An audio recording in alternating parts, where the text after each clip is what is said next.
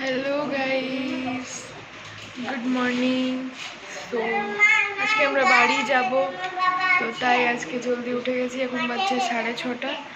তো চলো তাহলে এখন রেডি হব, তাহলে রেডি হয়ে তোমাদের সঙ্গে দেখা হচ্ছে। তো গাইস আমরা রেডি হয়ে গেছি। হ্যালো বলো। তো এবারে বেরোবো কিছুক্ষণের মধ্যে। তো চলো তাহলে একবারে বেরিয়ে দেখা হচ্ছে। ঠিক তো গাইস আমরা বেরিয়ে গেছি, এবার যাবো বাস স্ট্যান্ড।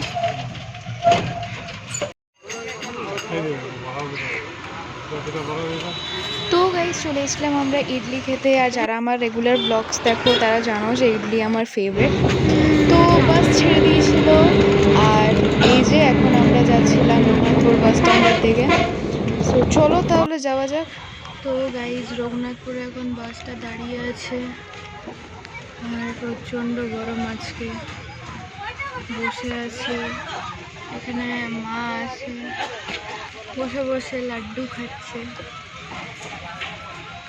তো চলো তাহলে যাওয়া যাক, এখন বসে আছি কাজ নিয়ে। তো গাইজ রঘুনাথপুর থেকে আমাদের গাড়ি ছেড়ে দিয়েছে।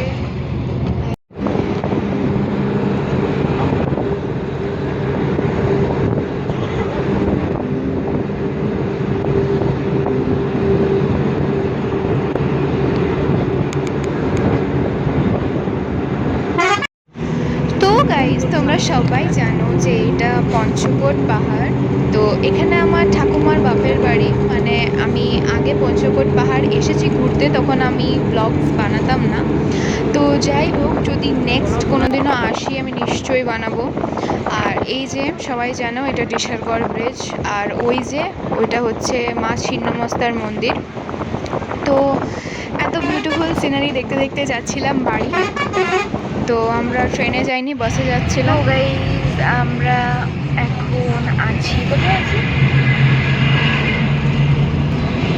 ডেমো মেনে আছি, এরপরে আছে ফতেপুর, তারপরে আমরা গোপালপুরে নেমে যাব। চলো তাহলে এবার যাওয়া যাক।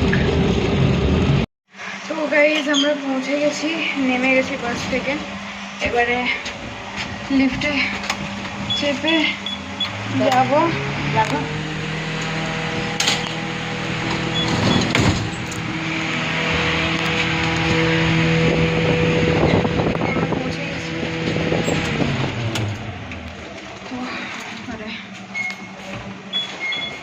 প্রচন্ড গরম ভাই।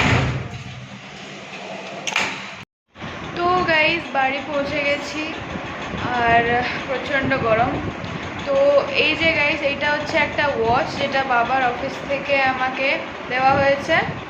তো চলো তাহলে এটা খুলে দেখবো। তো গাইস এইটা একটা টাইম্যাক্সের ওয়াচ।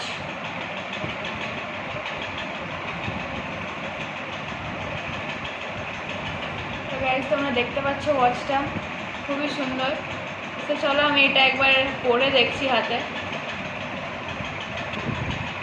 তো গাইস এই যে আমি ওয়াচটা পরেছি, তো আমার ওয়াচটা খুবই পছন্দ এসছে। কেমন হয়েছে তোমরা কমেন্টে জানাও, তোমরা কমেন্টে জানাবে যে কেমন দেখতে লাগছে। আশা করি তোমাদের ভিডিওটা ভালো লেগেছে। লাইক করো, কমেন্ট করো, চ্যানেলটাকে সাবস্ক্রাইব করে দিও। দেখা হচ্ছে নেক্সট ভিডিওতে। Bye bye. আর হ্যাঁ, ফলো করে নিও।